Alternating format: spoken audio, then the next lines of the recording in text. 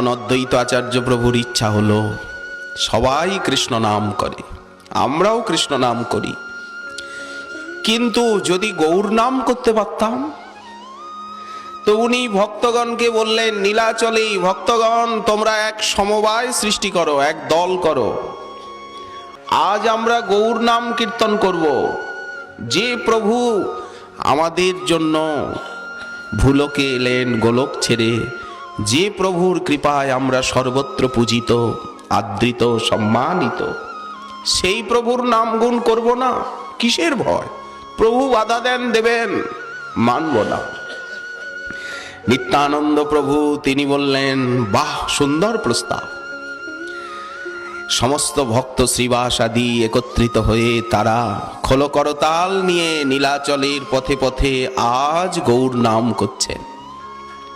তো তখন পদ পদাবলী ছিল না কিছু, অদ্বৈত আচার্য প্রভু নিজে বানিয়ে গাইছেন।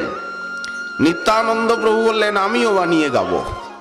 শ্রীবাস পণ্ডিত সকলে বানিয়ে বানিয়ে যার যা ইচ্ছা গাইছেন।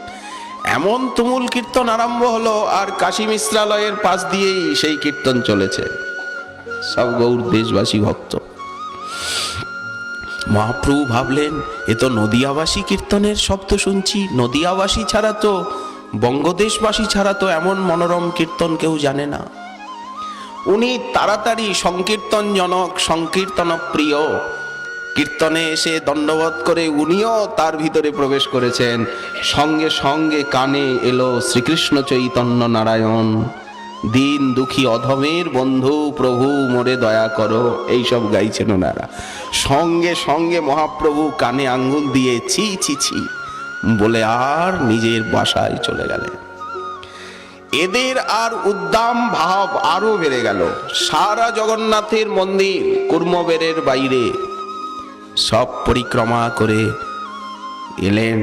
নীলাচলবাসী নূতন অবতারের এই নূতন নাম শুনে তারাও আনন্দে আত্মহারা হয়ে যোগ দিয়েছেন। সকলে ভাবলেন, শ্রীবাস পণ্ডিত তো আনন্দে গাইছেন, অদ্বৈত আচার্য প্রভু অধ্যক্ষতা করছেন, নিতাই চাঁদ অগ্রে নৃত্য করছেন, কিন্তু ভয়ে মনটা কাঁপছে, কারণ প্রভুর স্বভাব তো তারা জানেন। এইবার কীর্তন শেষ করে সকলে এসেছেন গম্ভীরায়। শ্রীমন মহাপ্রভু সবাই দ্বারে, শব্দ পাওয়া যাচ্ছে, মহাপ্রভু শুয়ে আছেন। এসেই করেছেন কি, উনি শুয়ে পড়েছেন, কথাবার্তা নাই কারো সঙ্গে, গম্ভীর। গোবিন্দ বলছেন, প্রভু বৈষ্ণবগণ যেন দ্বারে অপেক্ষা করছেন, আসবেন কি তারা ভিতরে?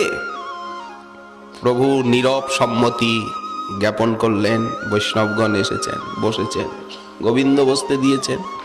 নিত্যানন্দ প্রভু, অদ্বৈত প্রভু, শ্রীবাস পণ্ডিত, সমস্ত গৌর দেশবাসী ভক্ত। প্রভু ওই দিকে মুখ করে শুয়ে আছেন, এই দিকে তাকানি না। সকলের মন ভয়ে দূর দূর করে কাঁপছে।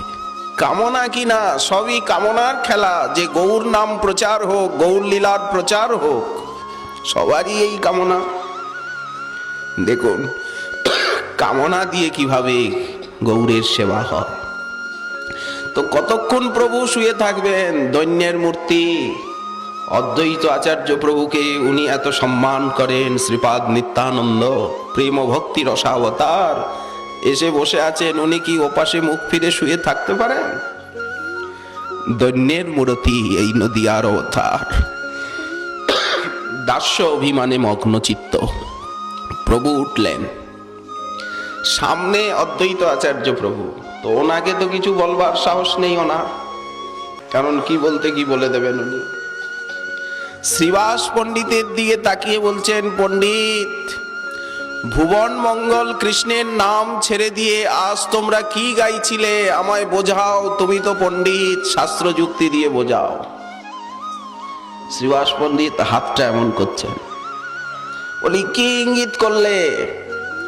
বলি, প্রভু সূর্যকে হাত দিয়ে ঢাকছি, ওই যে সূর্যের আলোটা এসে পড়েছে, সূর্যকে হাত দিয়ে ঢাকা যায়? বলি, শ্রীবাস পণ্ডিত বললেন, তেমনি আসমুদ্র হিমাচল তোমার নামে গুণে মত্ত হলো, সকলে তোমায় জানলো, তুমি ক্ষীর সাগরের মধ্যে লুকিয়ে থাকতে পারলে না, এসে উপস্থিত হলে আমাদেরকে কৃপা করতে, আর এখন তুমি নিজেকে লোকাতে চাইছো। এ কি হাত দিয়ে সূর্যকে ডাকার মতো নয়। এমন সময় হলো কি, অনেক তীর্থযাত্রী এসেছেন জগন্নাথ দর্শনে। তারা শুনেছেন যে শ্রীকৃষ্ণ চৈতন্য মহাপ্রভু বলে সচল জগন্নাথ এইখানে নিবাস করেন, এই কাশী বিশ্রালয়।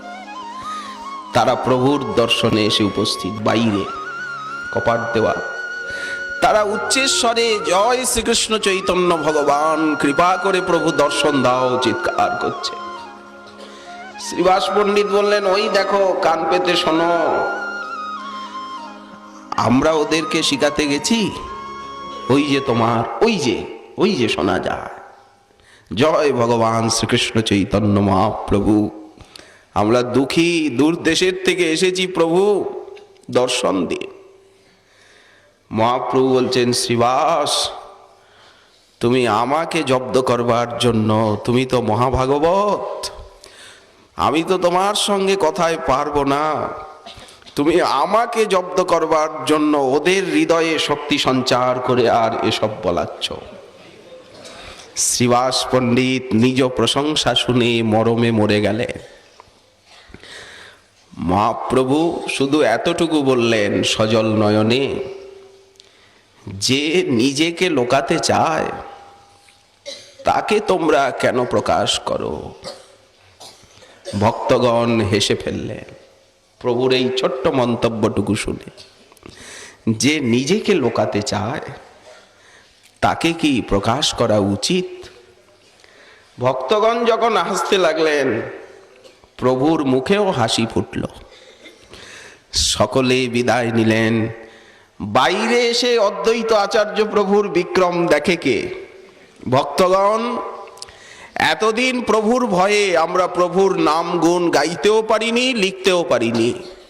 আজকে জানে, আর আমরা গৌর নাম গাইব, দেখি প্রভু কি করেন।